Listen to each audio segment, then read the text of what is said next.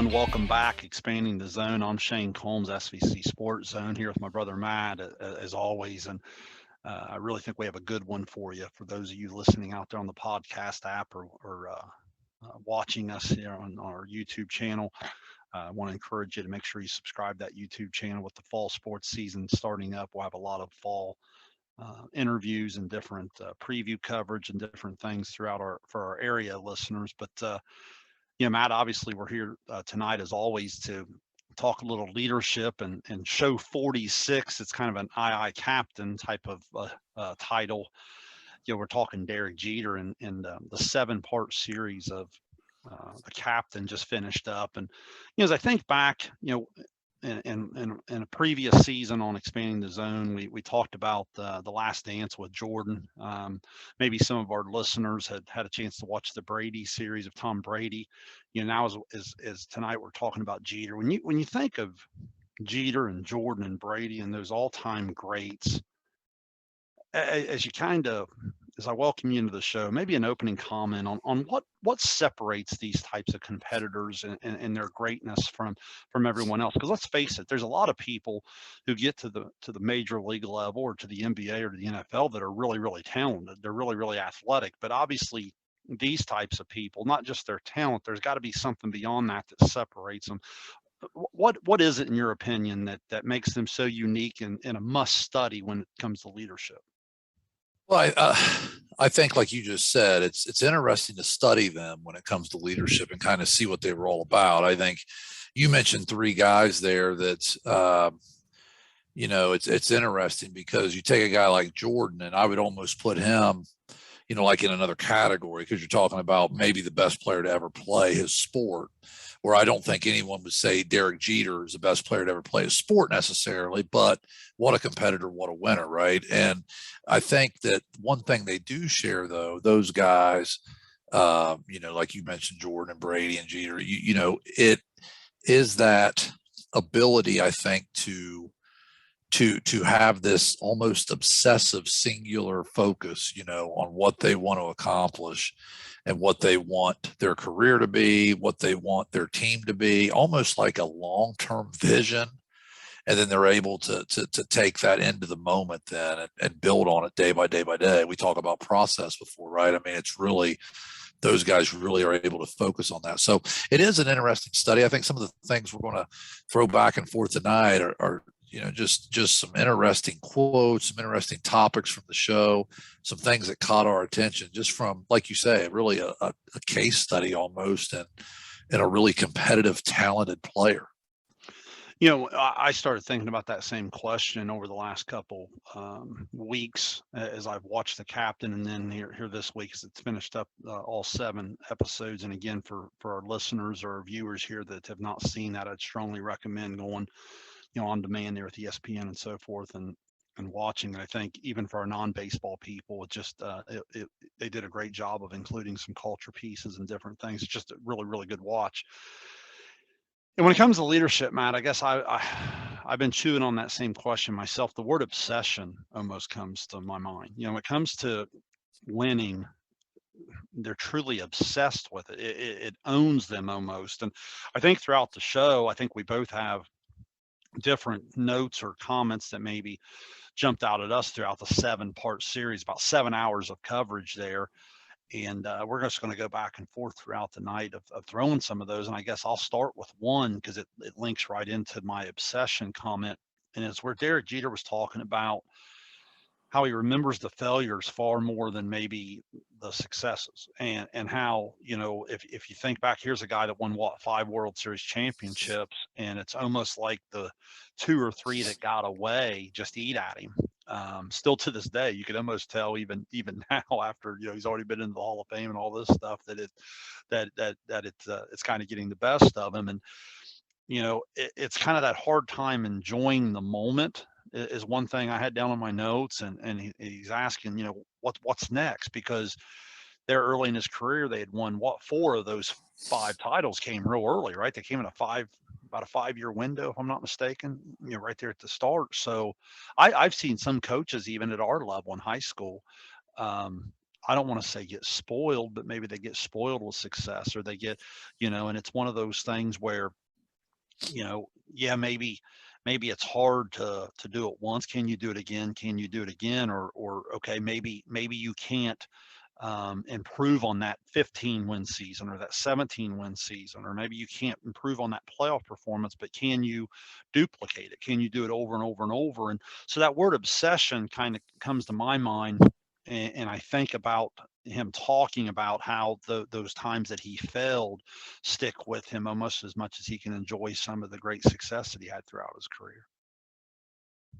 Yeah, it's interesting when you and I've talked a little bit about this before. There are people that are driven, by the joy of success, and then there's people that are more driven by almost a fear of failure. And not even a fear of like you walk around every day scared to death, but that knowing that you have to live with that failure for an off season or whatever.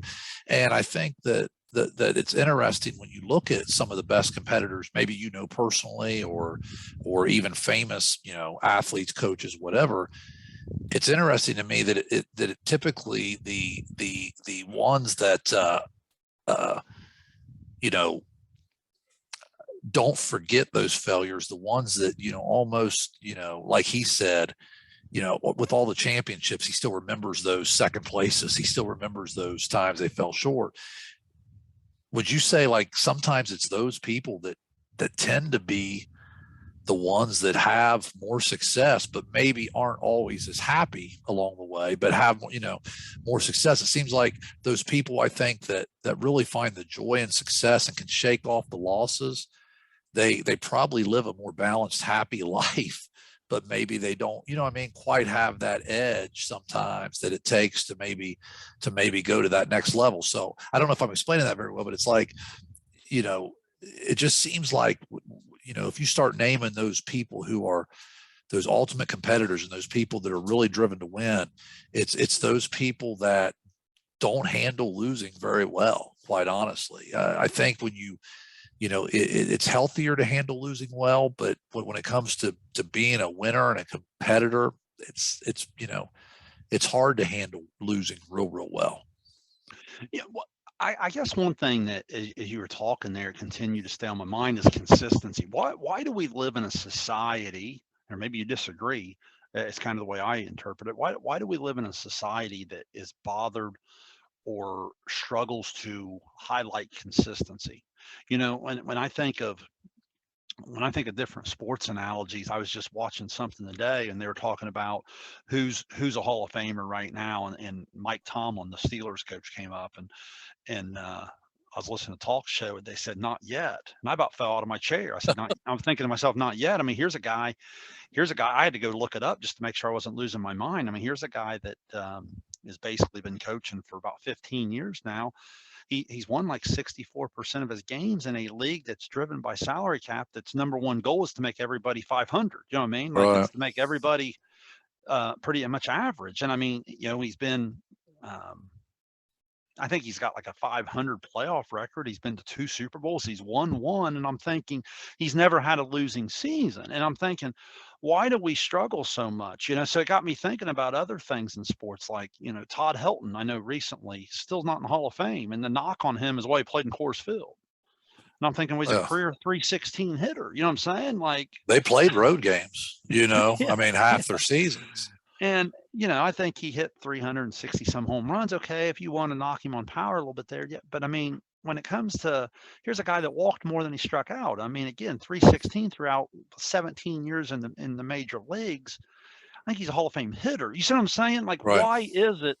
I mean, even kind of your comment at the beginning of the show, I'm not saying I don't agree with you, because I probably do. I think, from the eye test, and Alex Rodriguez to Ken Griffey Jr., some of those guys would be considered quote unquote more talented. But I mean, like Derek Jeter, if I'm not mistaken, finished like 6th all time in hits. Like, he had Right. 3,400 hits. You know what I'm saying? Like, sometimes because he was a winner and he played for the Yankees, we think, well, he's a leader and a winner. He's a pretty good baseball player. You know what I'm Right. saying? Like, so like, why is it, do you believe, in leadership, we struggle to appreciate and sometimes strive for consistency. Is it that results driven, gotta have it now microwave society? Society where we have to have the results, or we at least have to have a championship result or something, in terms of to hang our hat on. Help me out there a little bit. Yeah, I mean, I do think we know we live in sort of a, especially when it comes to sports, what have you done for me lately type of culture. But, and I think, let's face it, those championship moments, or those memorable events, those are the type of things that sort of stick with people, and maybe they overlook some of that, um, that consistency that you talk of, with players who don't have those moments. I think people appreciate consistency from Derek Jeter, for instance, who we're talking about here tonight, but that's consistency with championships to go along with it, right? So you have those moments and the consistency. So when you have things like that, then you have your greatest of all time level players, whether it be a Jeter type player or Brady or Jordan or Tiger Woods, or these guys who consistently do it and have those championship moments. I think that's probably why some of the other levels of consistency go unappreciated. But like, as we're kicking things back and forth here, I'll hit you with this, Shane, because it goes along those lines. One of the quotes that jumped out at me, and when we say quotes, I don't know if this is exactly word for word, but I mean, but one of the things Jeter said in this show was, and I think this goes to consistency, like you're talking about. He said, when you treat every game the same, then you're always, in the moment, right? The moment's never too big. He talked about how literally, you have to go about your business treating every single game the same. I have some thoughts on that, but I want to hear yours first. When you heard that, what did you? I guess what jumped out at you about that comment? I thought what jumped out at me was, when it comes to these special guys, that they go next level. Like I said in the opening, there's some guys who are very talented. Well, there's a lot of guys that are very talented. If you break it down, I mean, you watch an NBA game, there's a lot of talented guys on the floor, right? There's Yeah, certain guys that have the ability with 4 minutes to go in a tied game to take their game to a whole nother level. I think Jeter was one of those guys. It's just like those quarterbacks. There's a lot of talented NFL throwers in the first three quarters. There's those special guys that you just know if they have the ball last, they're winning. You know what I right. mean? Like, the Joe Montanas and the John Elways, and you think of some of those legendary drives. The Jeter had that. So like I started to think of like what you're talking about, making it a spring training game, a regular season game, World Series game, make it all the same. I think what comes to my mind is there it can't be by accident, can it? Like when you're dealing with these types of people, think of the flip play he made in the Oakland A's game, the legendary flip play. Right. Yeah, I know what he's saying. Technically, he is the next line of backup. Man, I'm here to tell you, there's not a whole lot of shortstops that Right. work that hard to go be in that spot right there. That's not by accident. You see what I'm saying? Like when his ability to hit the ball out of the ballpark in key situations or in key at bats throughout his career. That's not by every time the stage was bigger, it seems like he went bigger. Now, so that's what jumped out at me is like maybe he's not lying. maybe he truly did approach it exactly how he said it. So I hope that answers your question there, because as you were saying that quote, that's the first thing that came to my mind is I think of all these special times in his career, and I don't think it's by accident that it was on some of the biggest stages he ever played in.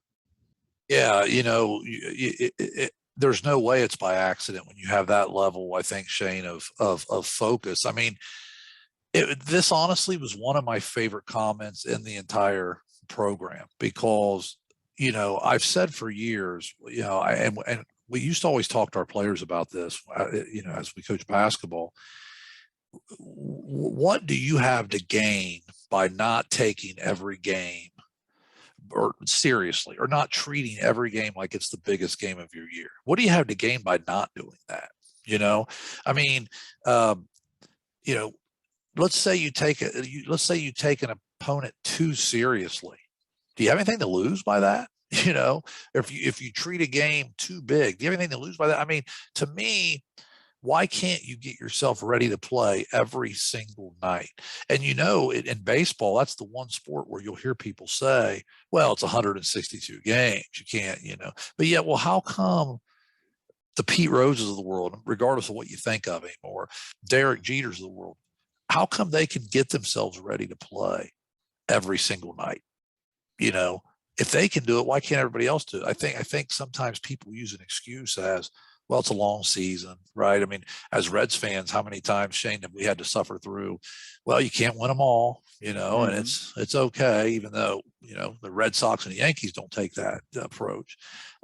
So to me, I was just really impressed with that comment. I think it's something for younger players, coming up through to really try to cling on to.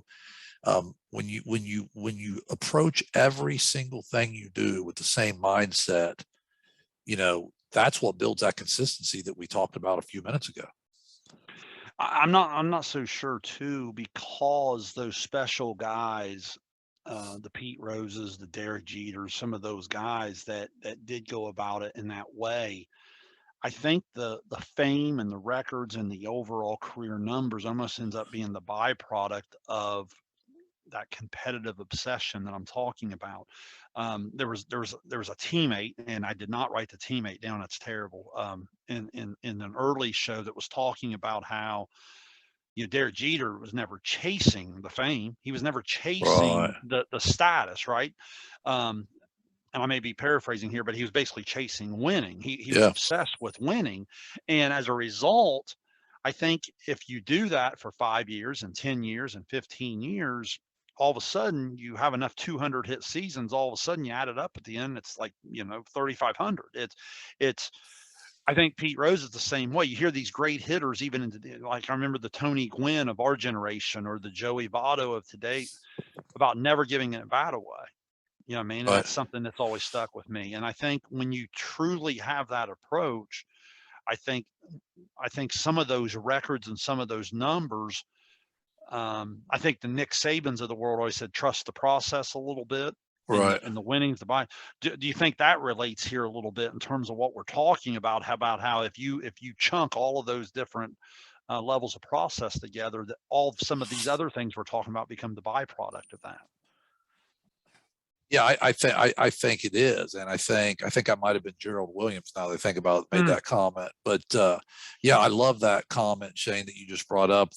He wasn't chasing, the fame, he was chasing winning success, and I think when you're in it for the right reasons, basically, and whether you're a coach or a player, if you're I think it's easy as a player, coach, whatever, to get lost sometimes in what's my legacy, what are people going to think of me, in my career or whatever.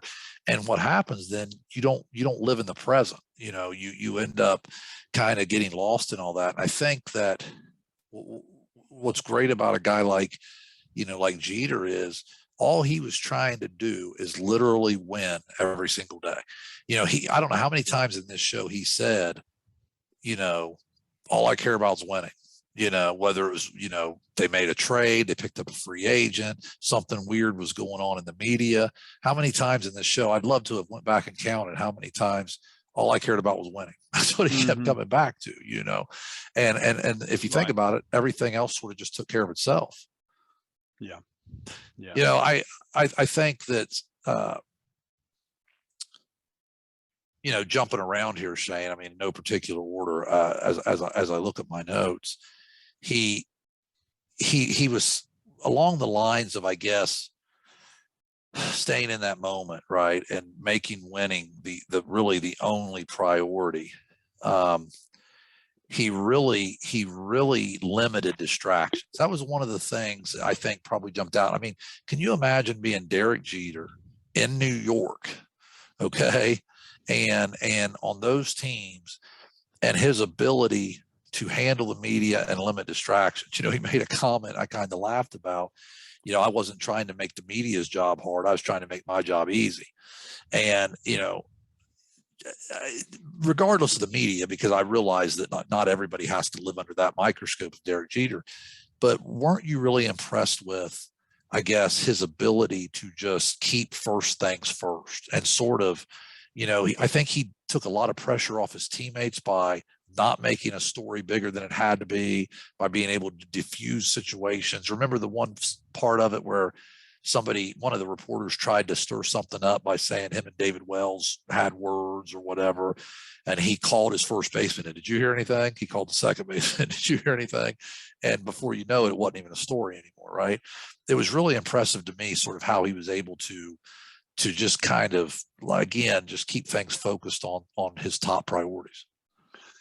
Yeah, I thought that was huge leadership. And I think there's a lot to learn, like you said, this is a higher market in terms of media and different, public eye and so forth. But I think the message to learn is, in a day of social media, with the Twitter and the Facebook and all these different things and the comments that are going to come about, I think distractions or things that go against, in this case, winning. But even if you're leading a school or a business or any type of organization, anything that distracts uh, the good or the common goal of all involved, which is to be successful in whatever way that might be, if it be winning, or if it means making money, or if it means, educating our kids, whatever it may be.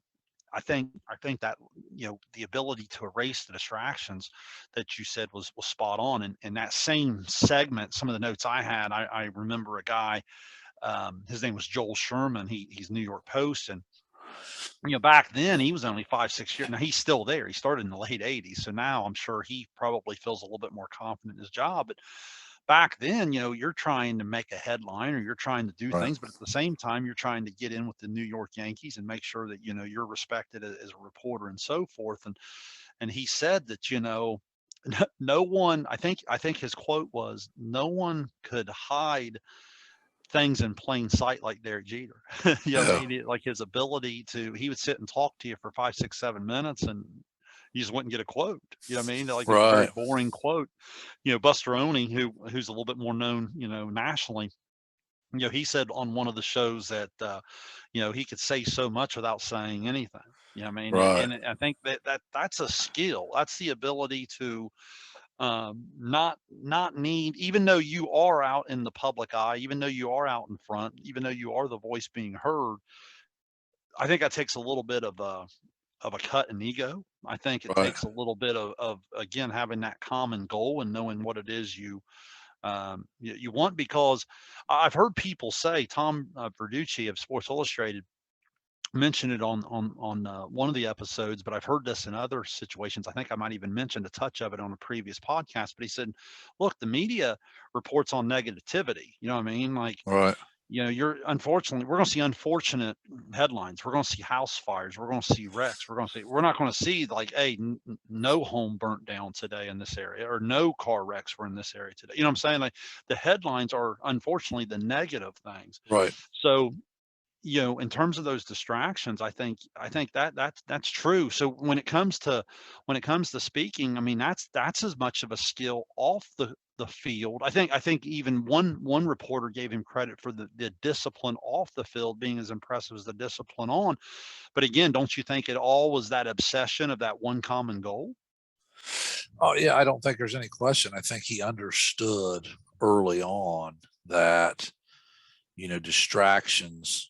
And don't you feel like Shayne, that championship level teams get this nowadays, especially, but they get it. I mean, think about it.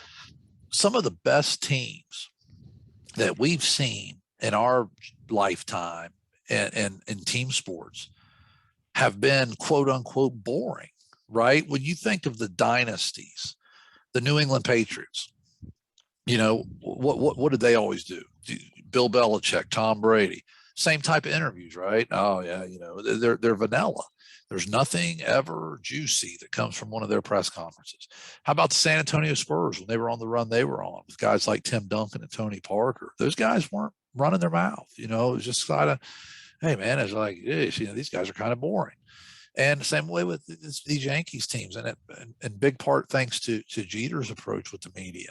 Now, look, he got criticized some. I mean, I think one of the people said sometimes what you don't say speaks louder than what you do say. And I think there were times where people wanted him maybe to have a teammate's back publicly, and he didn't. He didn't criticize, but yet he didn't come to their defense, and he even said a little bit, that maybe, and we can talk about this a little bit if you want. It was in my notes actually, but he a little bit about the he could have embraced some teammates better, in his later years or whatever. So, you know, I think there was probably some times people wanted him to maybe have somebody's back, but you can't have it both ways either, can you? I mean, if you got a guy who constantly defuses things and keeps things at sort of at a even keel, you can't expect him also to come out and all of a sudden be really vocal. You understand what I'm saying? I mean, it's not who he was.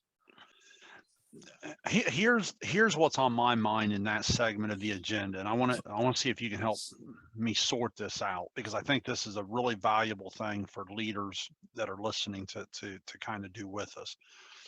What advice do you have to someone, Matt, when you're leading a group and it's your job to draw the best out of someone, but there are things that person may do that you just don't agree with? So like in this particular situation, I can't help but think of like one of the greatest players to ever play in Alex Rodriguez. Okay, no one's doubting Right. that.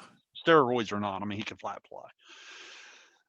But when that steroid thing hit, or when some of those different things, or when Alex Rodriguez took a lot of money over, maybe trying to load up some talent around him. A lot of times people say, well, the Yankees spend a lot of money or whatever. Well, obviously, the teams Alex Rodriguez played, asked Texas if their payroll was big. The problem was Right. it was all being given to him. So I guess my question is, how do you go about sometimes when you ethically, morally, when it comes to some things that happen between those two, you go about supporting someone when you absolutely know that you don't support who they are or what they're about? Am I asking that the right way? Yeah. Because I think that's hard in leadership, and I think it's still our job sometimes to be professionals and to work for the greater good of the group and things like that. But there's still human nature to it, isn't there? That some things that you have to sort out sometimes in order to be yourself, in order to be the best version of yourself as a leader. Yeah, I definitely think that's tough and that's tricky. I think that, and it's especially tricky. It's tricky even like at the high school level, obviously, but it's especially tricky when you got a microphone in your face all the time, right? Asking you about somebody. I think what it comes down to for me is when you're involved in a team sport, or you're part of a team, whether it's a sport or just you're in a leadership position and they're a part of whatever team you're with, whatever organization you're with. Don't you feel like there's a difference in supporting the person and supporting the act? Like if there's a way to support somebody and not necessarily agree with what they did. You know what I mean? And I think like in that situation, can you support Alex Rodriguez as a person, even though you don't agree with what he had done at some point in his career? And I think sometimes that's the best way to handle it, because again, it's not our place really to judge others. It's our place to take care of our own business. And I think if you're going to be on a team, you're not going to be on a team with a bunch of perfect people. It's just not going to happen. None of us are. So I think it comes down to being able to support the person rather than the act itself.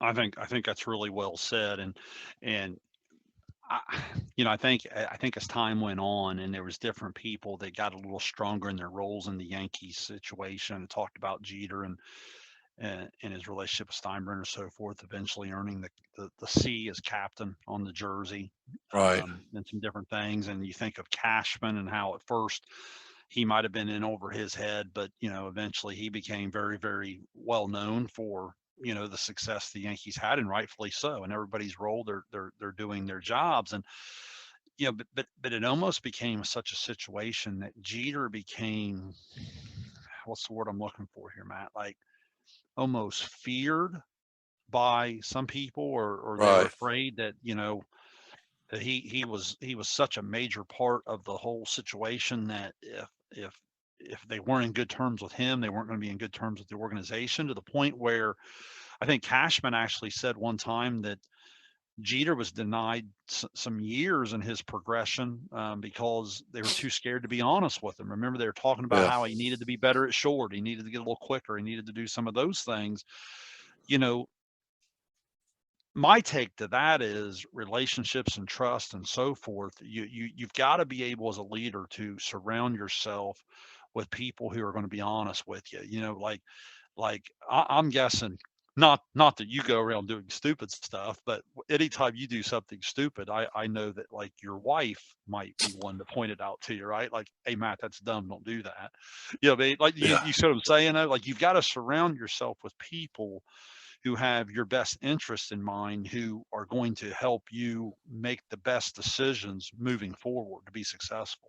Well, she really hesitates to be critical, Shane, of me. So, no,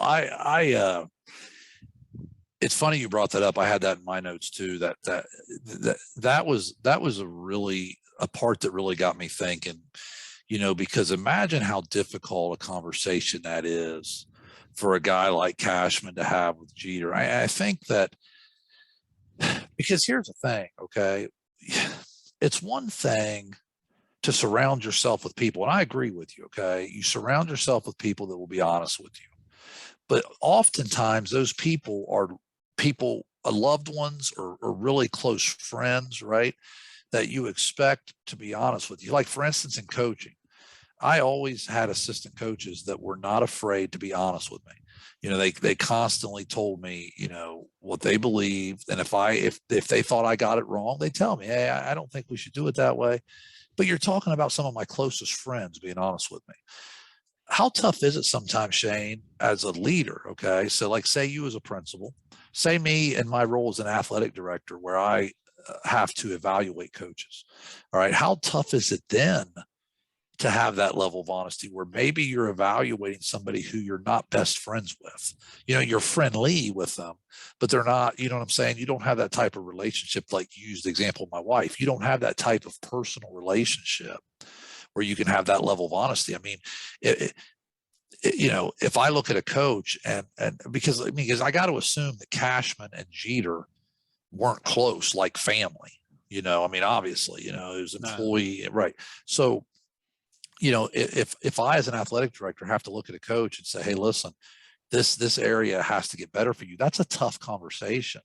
But here's the thing: if I don't have that conversation, am I actually doing that coach an injustice? Am I hurting that coach's growth and development by not, what I'm saying? Like, in a Mhm. way, not only am I not doing my job, I'm holding him back or her back from doing their job. Does that make sense? I mean, it's it's Mhm. it's almost like I owe them that level of honesty.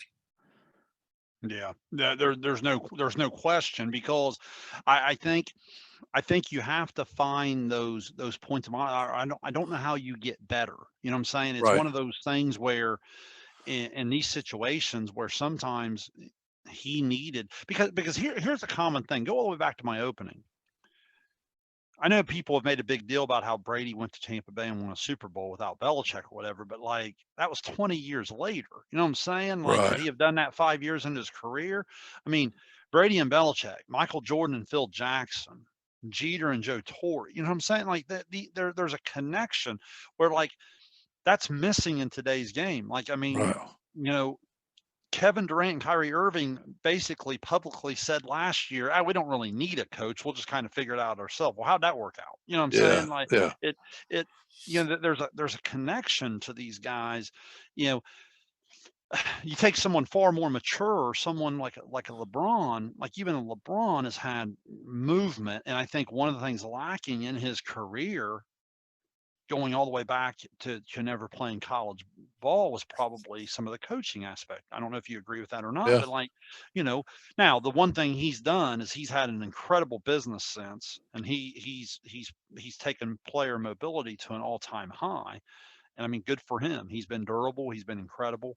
Um, he's put himself in position to play with 8, 9, 10, 11, 12 Hall of Famers throughout the second half of his career. And again, good for him. I think he's an incredible player who's had a durability unlike we've never seen.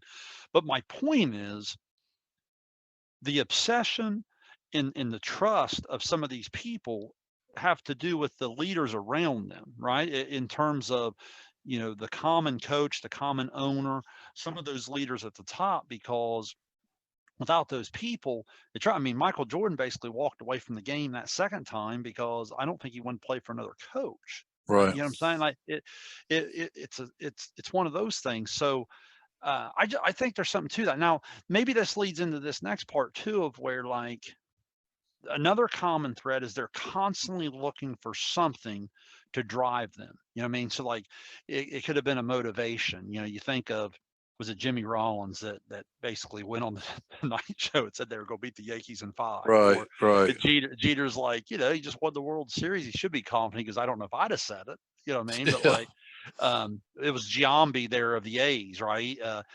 The one guy from the Mets made a similar comment or whatever. But like, you're constantly looking for something. Jordan was famous for that, constantly looking for something to drive him a little bit. And Jeter and Cashman had words about that later in his career. I mean, told him Hanley Ramirez was better than him, and Jeter went out and had 200 hits the next year. You know what I'm Right. saying? Like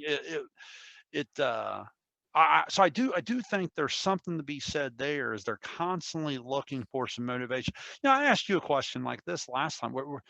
You as a great athlete growing up, was that something that would drive you a little bit? I mean, when were you constantly looking for an edge, or was it just the motivation of, man, I just want to be good?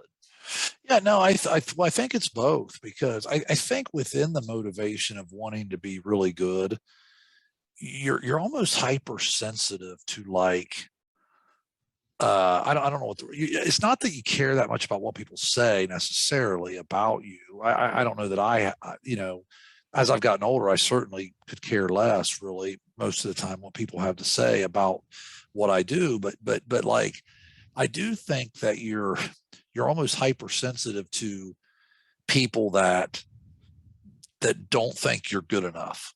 I think that's the big thing. If you're a competitor, you always think you're good enough.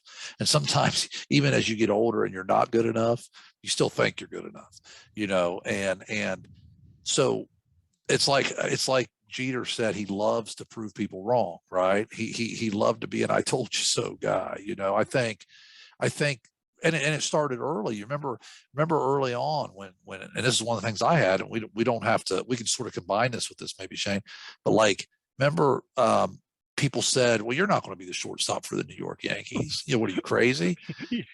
and he basically, in no uncertain terms, is like, what do you know? He said, just because you can't accomplish my dream, why can't I accomplish my dream?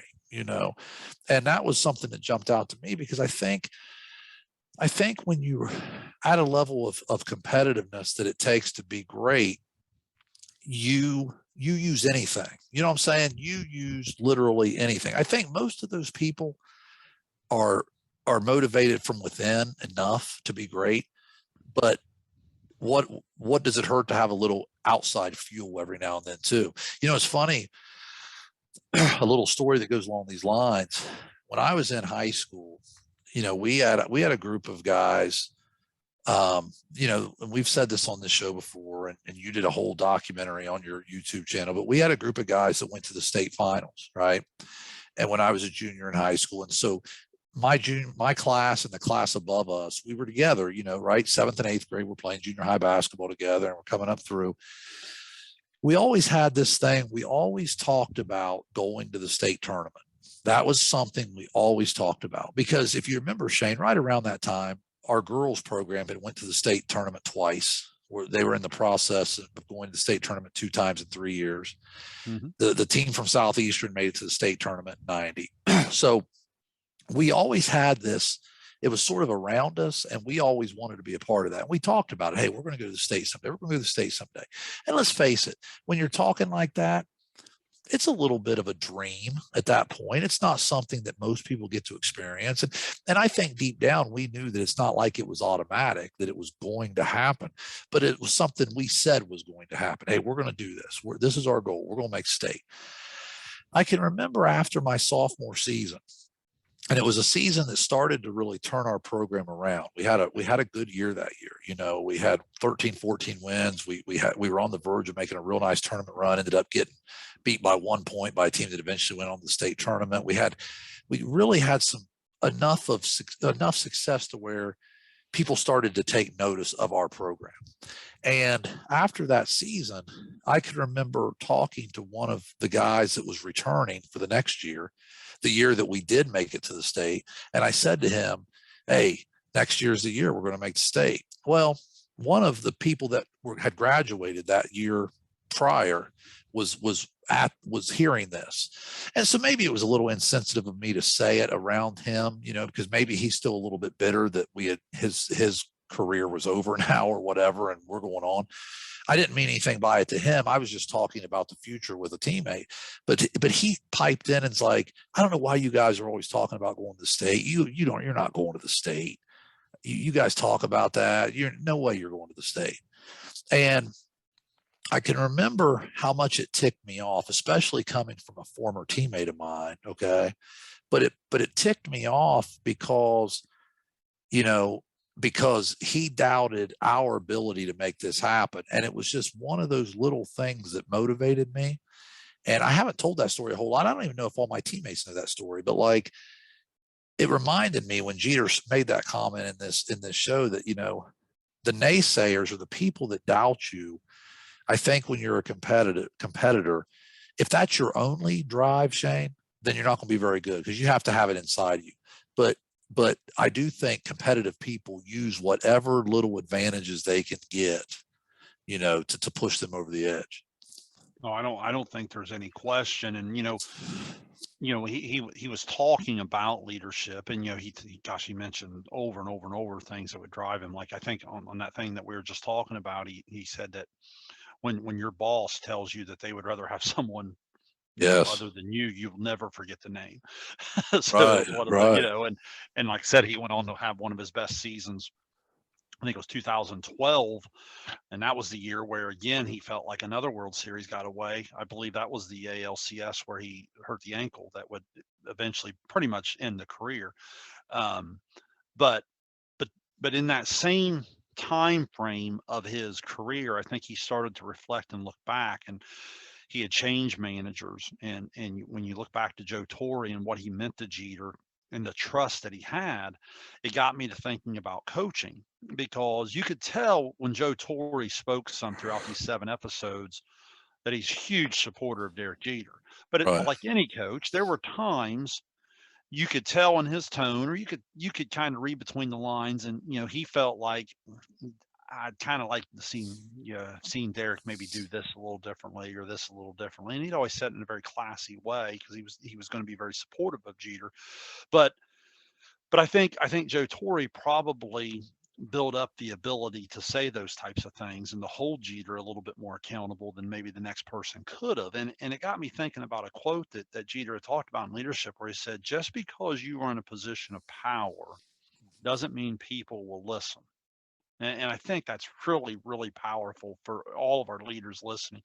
Just because you're a head coach doesn't mean you're going to walk into the first practice here this year and they're just going to start doing everything you tell them to do. Just because you're a teacher doesn't mean school's going to start next week and you're going to walk in the classroom and say, okay, I need everybody to do this, and you're going to do it.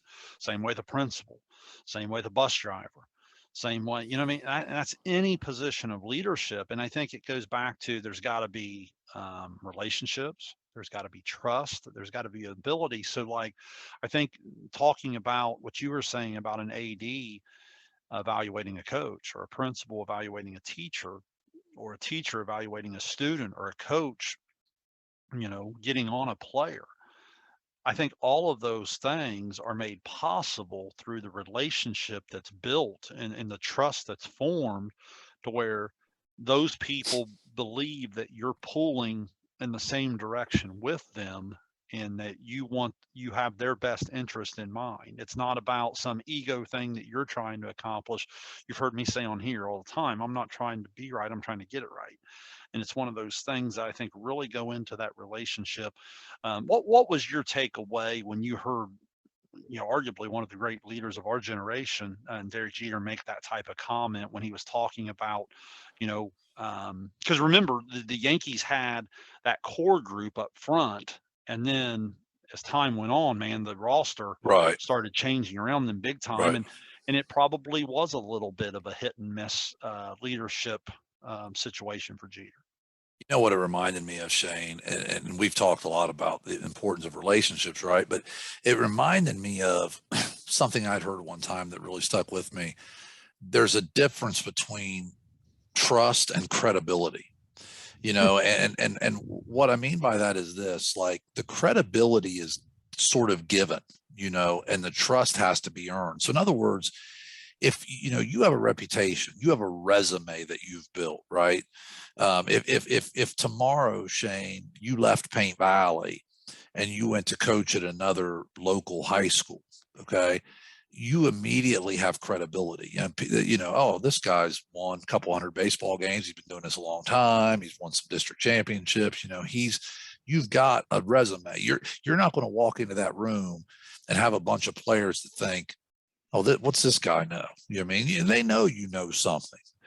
But you know what you don't have the first time you walk into that room? You don't have trust, because you don't know those guys. You haven't had time to build that trust, right? So you can have the credibility, but you have to earn the trust. So in Jeter's case, think about it. These new guys come in, all right? There's credibility that goes both ways, right? When you bring in Mark Teixeira or Alex Rodriguez or whoever along the way, Derek Jeter knows that they're good players. They know that Derek Jeter's a good player. There's no issue there. But what you don't have is that trust. You just said the core group. So you're talking about guys like Posada and Bernie Williams and these guys. Well, there's trust because those guys came up through the minor leagues together. They've had relationships. They've built those relationships. You have the trust. But all of a sudden, when you start bringing in free agents, that trust has to be built. It's pretty hard to build that trust when you're having new guys every year on your roster, And I do think it goes right back to the heart of what we always say on this show. When it comes to leadership, we can come up with 150,000 different approaches to leadership, but it all starts with one thing: relationships. There's no question, and I think what happens is through the longevity and through the winning and in terms of building that reputation, I think there is something to be said.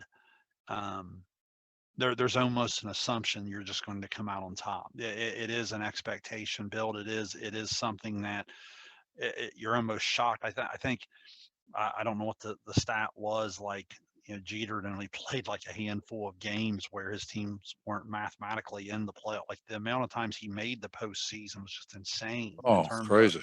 but it kind of cemented exactly what he talked about how he approached every game the same, in terms of wanting to win. I love what he would tell Aaron Boone, like, hey, just wait, the ghost will come out. You know what I mean? Like, when he's Yeah. talking about late in those situations. And I do think there's something to be said. Not only you think you're supposed to win, sometimes your opponent thinks you're supposed to win. And you and I've talked There's about no that in doubt. sports. Matt, as I kind of look through here, I guess the last thing before I, get to closing is the title of the one show that, the loyalty one way is crazy. I think that's something that's kind of been on my mind throughout the show, even tonight too, is you said talk so much about trust and relationship. The loyalty one way is crazy. I think what happens is when you don't get those things in return, I think you have to be able to figure out a way to start back over. I think that the unfortunate thing with Jeter in a couple situations where if some things could have been handled a little bit differently early, then maybe some of that trust later on. The contract dispute where Cashman went public. Remember that Right. really upset him a little bit. I understood that. Maybe him reaching out to an Alex Rodriguez or to a Matsu, some of those different guys in some different ways. Those were all topics that stuck with me. But I wanted to get a comment from you on my last thing I had down.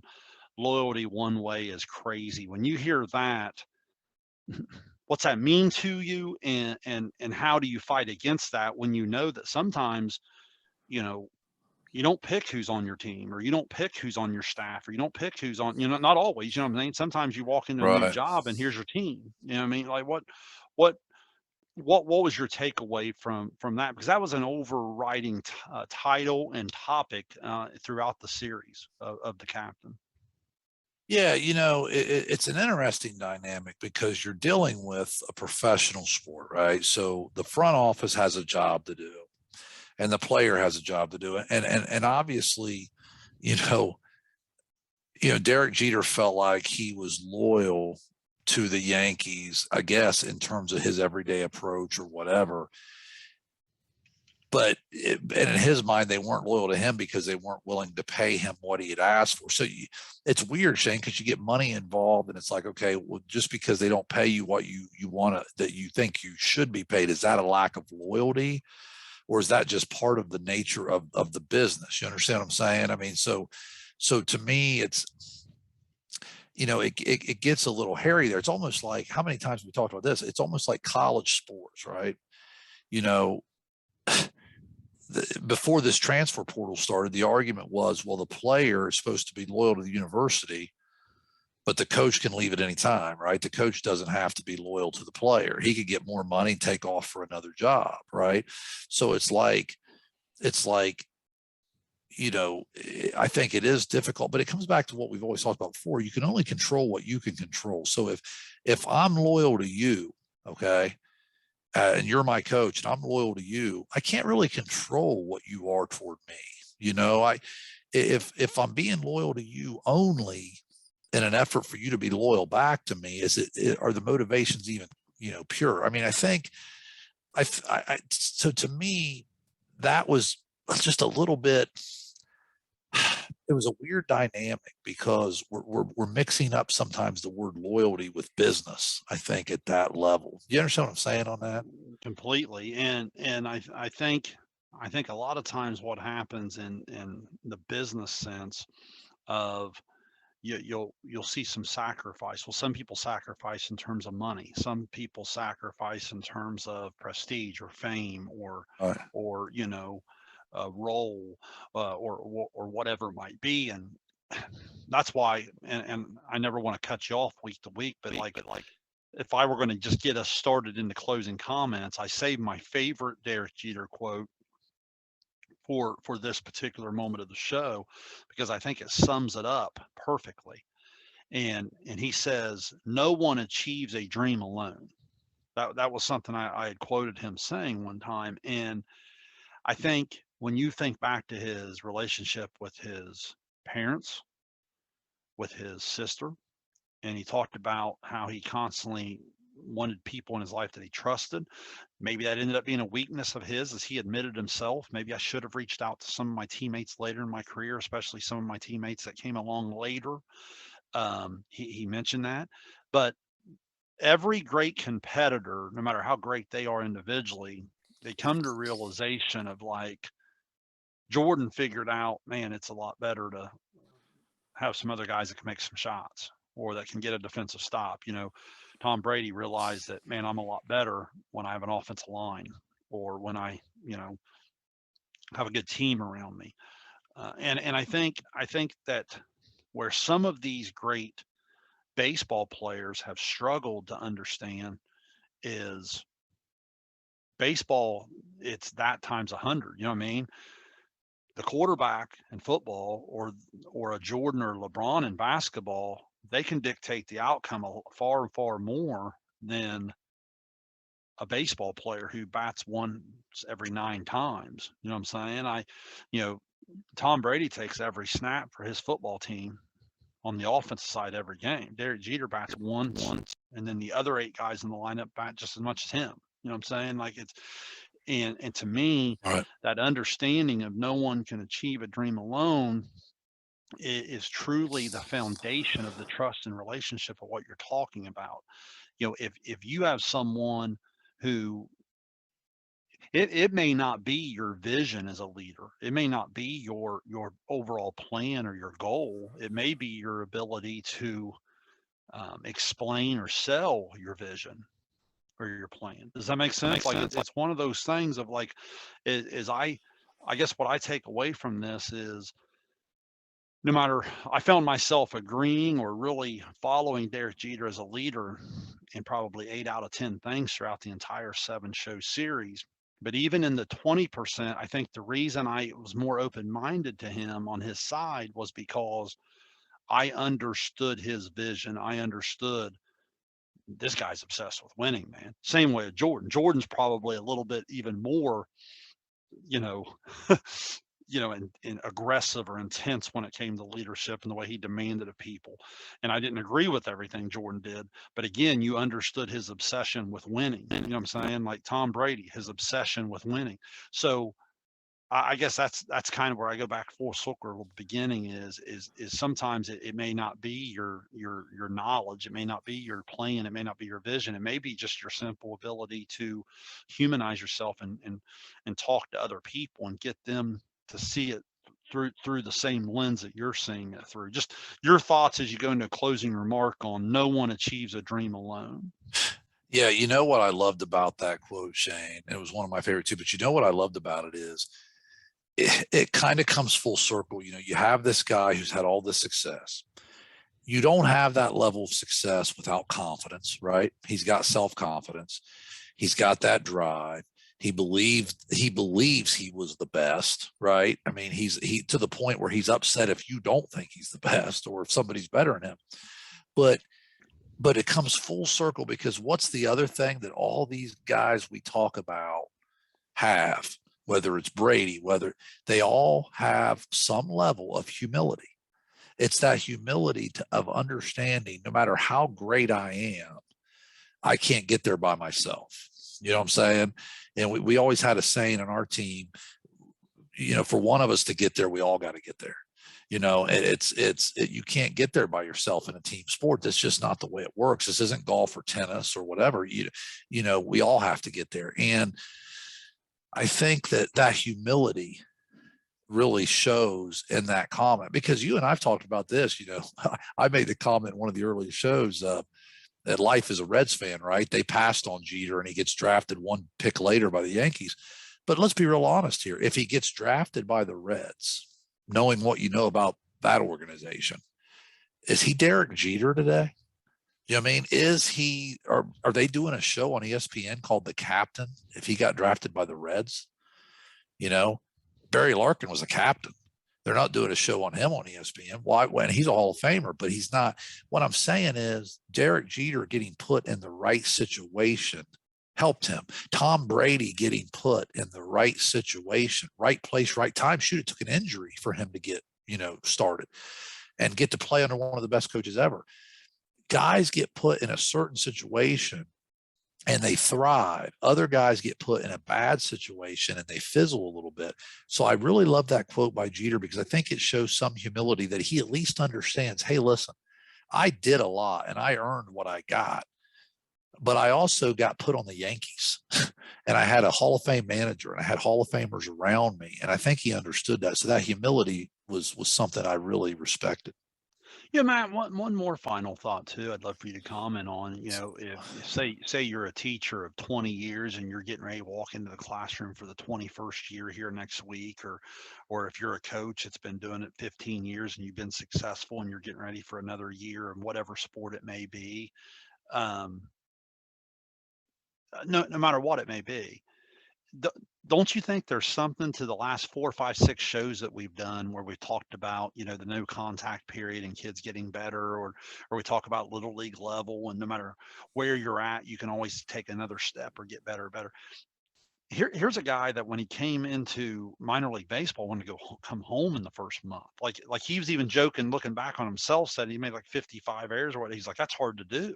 Like, what I mean? Yeah. Like you know, this guy truly did get better. You know what I mean? Like when Right. you think of certain guys and how much better they've been able to get, that serves as such a reminder of, you if you're not getting better, someone else is. You know what I'm saying? Like you hear that in sports all the time. And I think that applies to all leadership roles. Don't you think that's a challenge that no matter what level of leadership you're in, if it's why we do this podcast show. It's why we do professional development. It's why we we go to coaching clinics. It's why we all these different things. It's why as I take, even with 20 years of education experiences, I'm taking this principal jump. Gosh, I've spent probably close to $7,000-8,000 and almost 30 hours of course time, of getting better. Just your thoughts on how that particular trait in these guys relate to things that we've talked about on expanding the zone. I bet in 6 or 7 of our most recent episodes. Well, yeah. How many times have we talked about it starts with self-evaluation? These guys, especially as they got later in their career, we talked about it. They didn't always have people telling them, "Hey, you need to get better at this." They had to evaluate on their own areas they had to get better at, and it was, and then to have that work ethic and that drive to say, I'm not going to settle for less, because it was easy for Derek Jeter to work hard when he's making 58 errors in the minor leagues because he knows he's got to get better to even play. But what about after you're one of the best players in the game? A lot of people may just kind of be, how many times have you seen people kind of, well, I've arrived, right? And then all of a sudden that the work doesn't go in as much. And and then you'll see people take fall a step back. Jeter was one of those guys that never did that. I mean, he continued to get better, like you said, to the point where even when he was washed up in a lot of people's eyes, he has a 200 hit season. So, these guys found a way to constantly drive themselves to get better. And I think, let's face it. Work ethic, I think, goes without saying. When you're one of the best of all time, you probably have that. And I think these guys did. Well, just an incredible show, an incredible topic. Really enjoyed, 7 hours of coverage there. If you haven't watched it, I strongly encourage you to go back and do that. Also encourage you, if you're listening on your podcast app, go to our YouTube channel, SVC Sports Zone, and make sure you subscribe. I have some of my preview of volleyball for our local listeners coming out here. We'll have interviews of kids throughout the fall. I'll be working for SVC Network. I'll still be writing for Great Seal Sports. So a lot of different coverage that you can get, but to check us out. Matt and I will continue into the fall with a few more shows here. But some great topics coming up. I can't thank you enough for all the support. Thank you, Dr. Chris Good, for the ongoing support and everything he does to allow us to support some of our local student athletes, as well as talk leadership throughout the area and extended area. So, Matt, on that note, we're going to get on out of here, put a capper on show 46. Thank you, everybody. Look forward to coming back to you soon on Expanding the Zone.